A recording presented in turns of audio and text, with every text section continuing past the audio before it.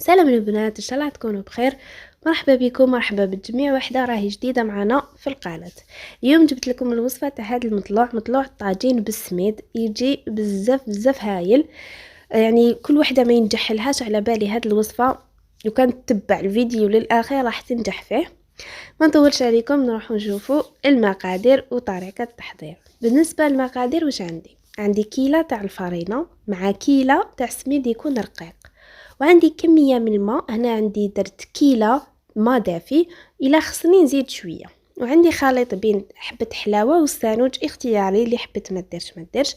عندي بالتقريب مغرفه كبيره تاع الملح، مغرفه كبيره تاع السكر. بالنسبه للخميره انا درت بيسك الحال راهو شويه بارد، يعني البروده في الكوزينه تاعي، درت ملعقه كبيره ونص تاع خميره الخبز.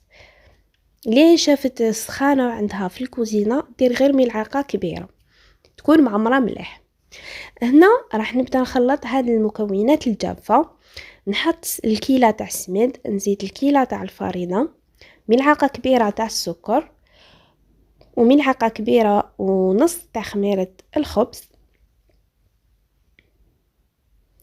راح نخلط هذه المكونات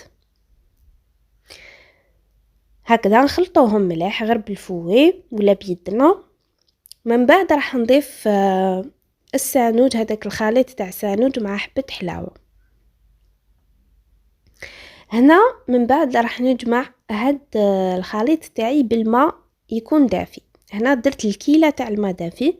من بعد كي بديت نجمع لقيت مازال خاصني شويه، يعني باش نلمها، يعني زدت يعني بالتقريب جاتني كيلة، قولوا كيلة ونص تاع الماء بالتقريب. هكذا شوفوا كيفاش نجمعها.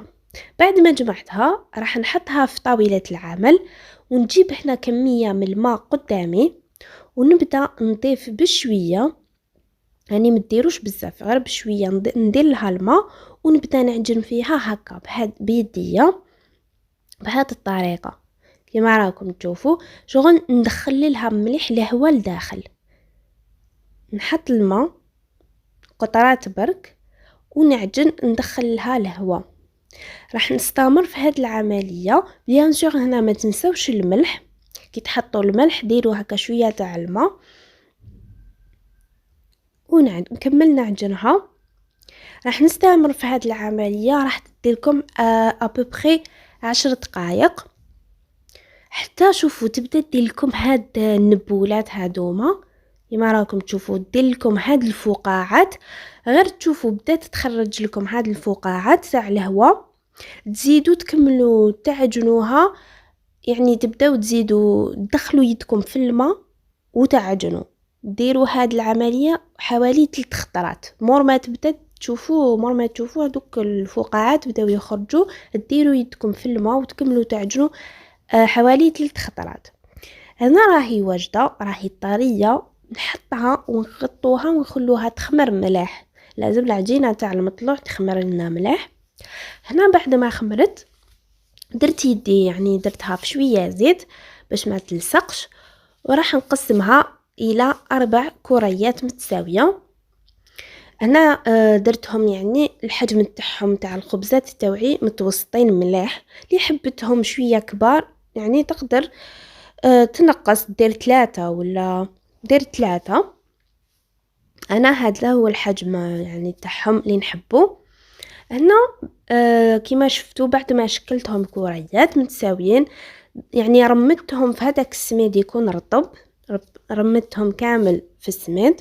من بعد راني نفتح فيهم هكا فوق البلا، درت له بابي كويسون، زدت رشيت عليه بسميد رقيق، فتحتهم يعني بسمك 1 سنتيمتر، غطيتهم خليتهم يخمروا حوالي 20 دقيقة. بعد ما خمروا 20 دقيقة، بعد ما جازت 20 دقيقة، سخنت مليح الطاجين تاعي وحطيتهم. حطيت الخبزة تاعي. شوفوا هنا غير حطيتها بدات تخرج لي هكا تتنفخ، نحيت لها بابي كويسون وقلبتها الجهة الأخرى، وراني نزيد نحمر فيها. هنا نفس الطريقة. شوفوا حطيت الخبزة تاعي، من بعد نحي لها هذاك لو بابي كويسون من تحت ونقلبها ديراكتومون. خليها تتحمر، من بعد نزيد نعاود نقلبها، نزيد نحمرها. هنا شوفوا البنات الخبز تاعي تاع المطلوع بعد ما طاب، هادوك الحواشي راني بالشاليمو نحمر فيهم، ولا تقدروا جوست في الطابونه اللي ما عندها شاليمو تحمرهم. هامليك البنات شوفوا كيفاش هاو الخبز تاعي، خبز المطلوع، شوفوا كشي خفيف خفيف خفيف، هايل هايل.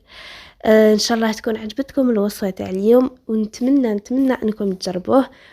تبعوا برك الخطوات اللي عطيتهم لكم، وان شاء الله راكم رايحين تنجحوا فيه. ما تنسوش تبعتوا لي تطبيقاتكم في الانستغرام ميرال ريسيبيز. الى اللقاء.